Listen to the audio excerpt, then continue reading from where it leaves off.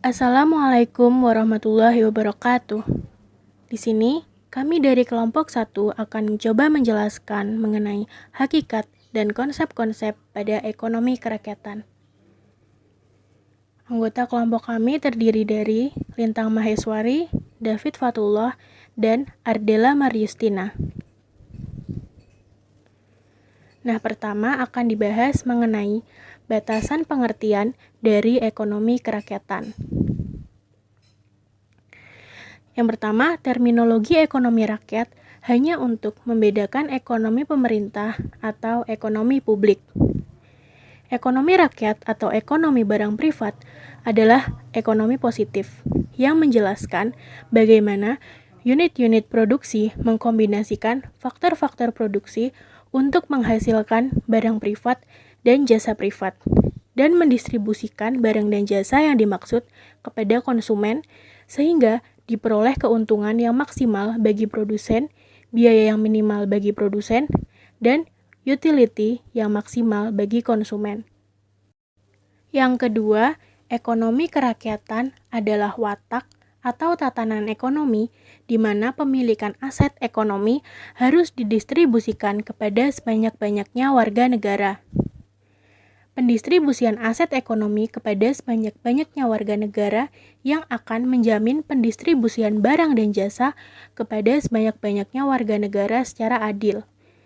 Dalam pemilikan aset ekonomi yang tidak adil dan merata, maka pasar akan selalu mengalami kegagalan, tidak akan dapat dicapai efisiensi yang optimal dalam perekonomian, dan tidak ada invisible hand yang dapat mengatur keadilan dan kesejahteraan. Selanjutnya, pemilikan aset ekonomi oleh sebagian besar warga negara tidak dapat diwakilkan oleh lembaga pemerintah. Fakta empirik menunjukkan bahwa pemerintah gagal memposisikan sebagai wakil rakyat yang tidak memiliki interes dan gagal dalam merubah barang privat sebagai barang publik. Oleh sebab itu, dalam ekonomi kerakyatan, tetap menempatkan pemerintah sebagai penyedia barang publik dan jasa publik. Intervensi pemerintah dalam ekonomi rakyat hanya diperlukan untuk menjamin mekanisme distribusi aset terjadi melalui mekanisme pasar. Selanjutnya, tata ekonomi yang dapat memberikan jaminan pertumbuhan melalui output perekonomian suatu negara secara mantap dan berkesinambungan dan dapat memberikan jaminan keadilan bagi rakyat. Tata ekonomi yang dapat menjamin pertumbuhan output secara mantap atau tinggi adalah tata ekonomi yang sumber daya ekonominya digunakan untuk memproduksi jasa dan barang pada tingkat Pareto optimum. Tingkat Pareto optimum adalah tingkat penggunaan faktor-faktor produksi secara maksimal dan tidak ada faktor produksi yang nganggur atau idle.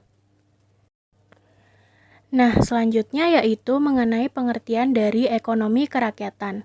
Yang pertama, sistem ekonomi kerakyatan merupakan suatu sistem ekonomi yang berbasis pada kekuatan ekonomi rakyat.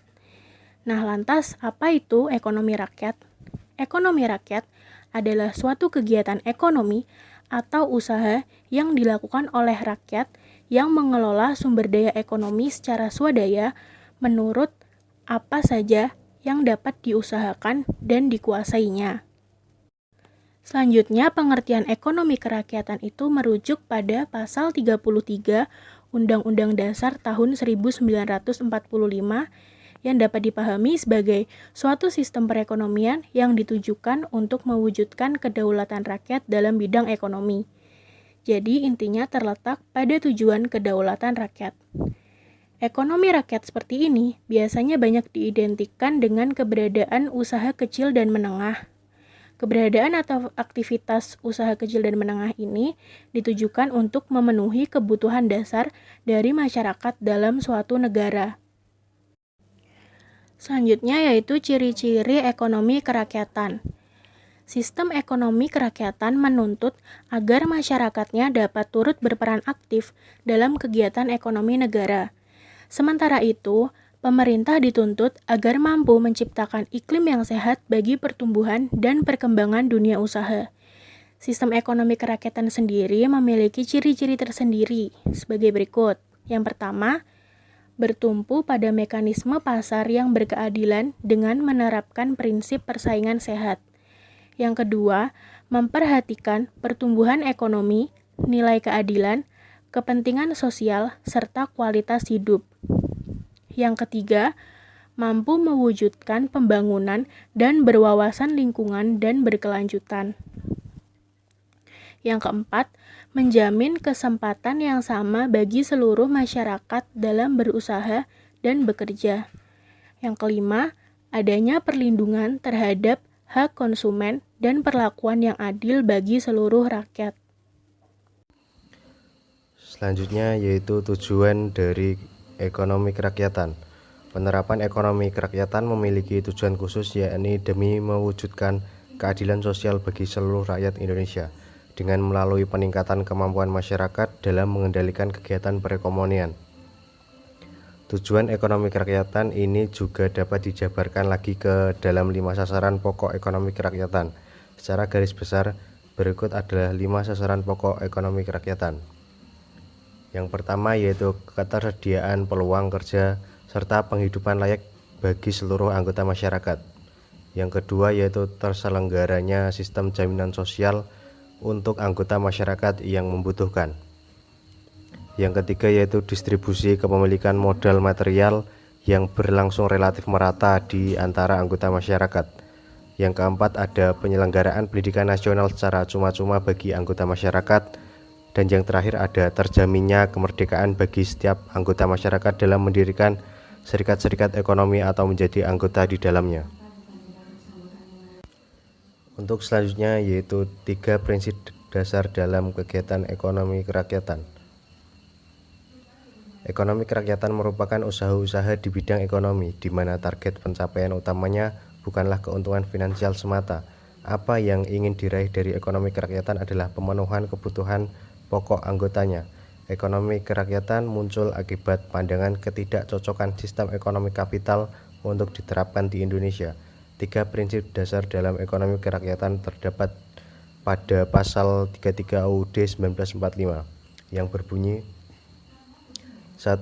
Perekonomian disusun sebagai usaha bersama berdasar atas asas kekeluargaan.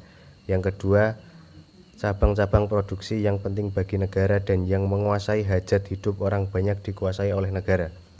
Dan yang ketiga, bumi, air, dan segala kekayaan yang terkandung di dalamnya dikuasai oleh negara dan dipergunakan bagi sebesar-besarnya kemakmuran rakyat. Selanjutnya mengenai peran negara dalam ekonomi kerakyatan di Indonesia. Dalam menjalankan sistem ekonomi kerakyatan, negara harus mengambil peran yang besar. Sekalipun masyarakat adalah target utama dalam kegiatan ekonomi, akan tetapi prinsip-prinsip dalam sistem ekonomi kerakyatan ini hanya bisa berjalan baik dengan peran pemerintahan yang baik. Indonesia sendiri merupakan suatu negara yang juga menerapkan sistem ekonomi kerakyatan. Dalam hal ini, peran negara yang ditegaskan di dalam Undang-Undang Dasar 1945 pada pasal 27 ayat 2 dan pasal 34 yang menyebutkan adanya 5 peran negara dalam sistem ekonomi kerakyatan. Adapun peran negara secara umum tersebut sebagai berikut. Yang pertama, mengembangkan koperasi. Yang kedua, mengembangkan BUMN. Yang ketiga, memastikan pemanfaatan bumi, air, dan segala kekayaan yang terkandung di dalamnya bagi sebesar-besarnya kemakmuran rakyat. Yang keempat, memenuhi hak setiap warga negara untuk memperoleh pekerjaan dan penghidupan layak. Dan yang kelima, memelihara fakir miskin dan juga anak yang terlantar. Selain itu, negara juga memiliki peran yang khusus dalam perwujudan kegiatan ekonomi sesuai sistem ekonomi kerakyatan seperti yang dijalankan di Indonesia. Jika merujuk pada pasal-pasal yang ada di UUD 1945, berikut adalah beberapa peran negara dalam kegiatan ekonomi. Yang pertama yaitu menyusun perekonomian sebagai perwujudan dari usaha bersama berdasar atas asas kekeluargaan serta mengembangkan koperasi. Terdapat pada pasal 33 ayat 1. Kemudian yang kedua yaitu menguasai cabang-cabang produksi yang penting bagi negara dan menguasai hajat hidup orang banyak serta mengembangkan BUMN. Terdapat pada pasal 33 ayat 2. Kemudian yang nomor 3, menguasai dan memastikan pemanfaatan bumi, air, dan segala kekayaan yang terkandung di dalamnya bagi kemakmuran rakyat yang sebesar-besarnya. Terdapat pada pasal 33 ayat 3. Kemudian yang keempat, mengelola anggaran negara sebaik mungkin demi kesejahteraan rakyat, memberlakukan pajak progresif dan memberikan subsidi. Yang kelima, menjaga stabilitas moneter. Dan yang keenam, memastikan setiap warga negaranya dapat memperoleh haknya untuk mendapatkan pekerjaan dan penghidupan yang layak bagi kemanusiaan. Terdapat pada pasal 27 ayat 2. Dan yang terakhir, memelihara fakir miskin dan anak terlantar yang tercantum pada pasal 34.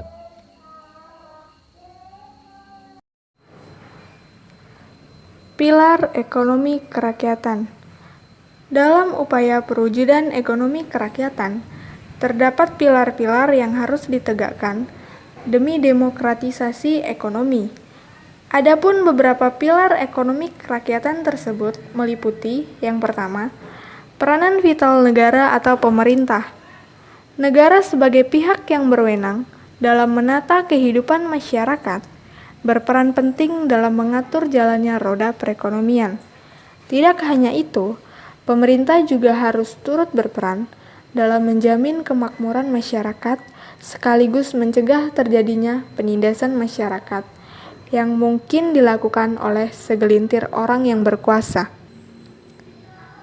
Yang kedua, efisiensi ekonomi berdasarkan keadilan, partisipasi, dan keberlanjutan.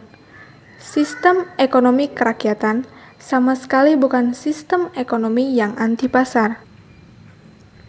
Dalam sistem ini, pasar tetap harus berjalan, namun dibarengi dengan adanya upaya perwujudan keadilan bagi efisiensi pasar, partisipasi masyarakat, serta keberlanjutan pasar atau sistem itu sendiri. Yang ketiga, mekanisme alokasi melalui perencanaan pemerintah, mekanisme pasar, dan kerjasama kooperasi. Dalam sistem ekonomi kerakyatan juga berlangsung mekanisme alokasi, kecuali untuk cabang-cabang produksi yang penting bagi negara dan yang menguasai hajat hidup orang banyak. Pengalokasian ini tetap didasarkan pada mekanisme pasar dan koperasi. Yang keempat, pemerataan penguasaan faktor produksi. Substansi utama dalam sistem ekonomi kerakyatan adalah bagaimana berlangsungnya pemerataan terhadap penguasaan faktor produksi. Karenanya, dibutuhkan adanya proses sistematis untuk mendemokratisasikan penguasaan faktor-faktor produksi atau peningkatan kedaulatan ekonomi rakyat. Yang kelima, pola hubungan produksi kemitraan, bukan buruh majikan. Salah satu karakter utama dari ekonomi kerakyatan atau demokrasi ekonomi juga dapat dilihat dari ketiadaan watak individualistis dan kapitalistis dalam kegiatan ekonomi masyarakatnya. Jadi, dalam kegiatan ekonomi, yang ada adalah pola hubungan kemitraan dan bukannya hubungan layaknya buruh dan majikan. Next. Keunggulan ekonomi kerakyatan. Diterapkannya sistem ekonomi kerakyatan di Indonesia tentunya bukan tanpa alasan. Ada beberapa alasan yang membuat sistem ekonomi kerakyatan dipandang lebih unggul ketimbang sistem ekonomi yang lainnya. Berikut adalah beberapa keunggulan sistem ekonomi kerakyatan. Yang pertama, rakyat banyak terlindungi dari persaingan yang tidak seimbang yang mungkin terjadi di antara para pemilik modal besar. Yang kedua, negara lebih leluasa dan mampu dalam upaya meningkatkan kesejahteraan rakyat banyak. Yang ketiga, mempersempit adanya kesenjangan sosial. Yang keempat, menciptakan hubungan sinergis antara pemilik modal besar dengan masyarakat banyak dalam pola hubungan mitra kerja. Next, kelemahan ekonomi kerakyatan. Selain memiliki beberapa kelebihan, sistem ekonomi kerakyatan juga memiliki beberapa kelemahan. Adapun kelemahan dari penerapan sistem ekonomi kerakyatan bagi suatu negara adalah kurang diminati oleh para pemilik modal besar karena adanya ketentuan yang mengharuskan keuntungan mereka dibagi secara lebih proporsional dengan masyarakat banyak. Next, ekonomi kerakyatan dan sistem ekonomi Pancasila. Melihat dari pengertian sistem ekonomi kerakyatan, maka bisa disimpulkan bahwa sistem ekonomi yang ada di Indonesia ini adalah sistem ekonomi kerakyatan. Hanya saja, mungkin banyak yang bingung apakah sistem ekonomi Indonesia yang diterapkan sekarang ini. Pada dasarnya, pembangunan ekonomi di Indonesia berpijak pada nilai moral dari Pancasila sebagai paradigma ekonominya. Perlu ditekankan pula bahwa ekonomi kerakyatan ini memang cenderung identik dengan ekonomi Pancasila. Namun, perlu pula dipahami bahwa sekalipun mirip, kedua sistem ekonomi ini sebetulnya memiliki perbedaan. Definisi paling sederhana dari ekonomi kerakyatan menurut Rizal Ramli adalah semua kebijakan yang memihak kepada rakyat. Perbedaan paling mendasar terletak pada prinsip ekonomi yang dijalankan. Jika pada sistem ekonomi, prinsip utamanya adalah memihak pada rakyat, sementara pada sistem ekonomi Pancasila menganut pada nilai Pancasila. Jadi, jika sistem ekonomi yang dilaksanakan di Indonesia memihak pada rakyat, maka itu adalah sistem ekonomi kerakyatan. Sedangkan sistem ekonomi di Indonesia juga didasarkan pada nilai Pancasila.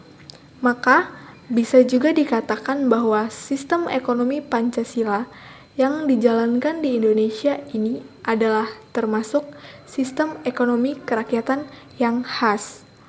Memang agak rancu jika berbicara mengenai sistem ekonomi apa yang sebetulnya diterapkan di Indonesia antara sistem ekonomi Pancasila atau sistem ekonomi kerakyatan.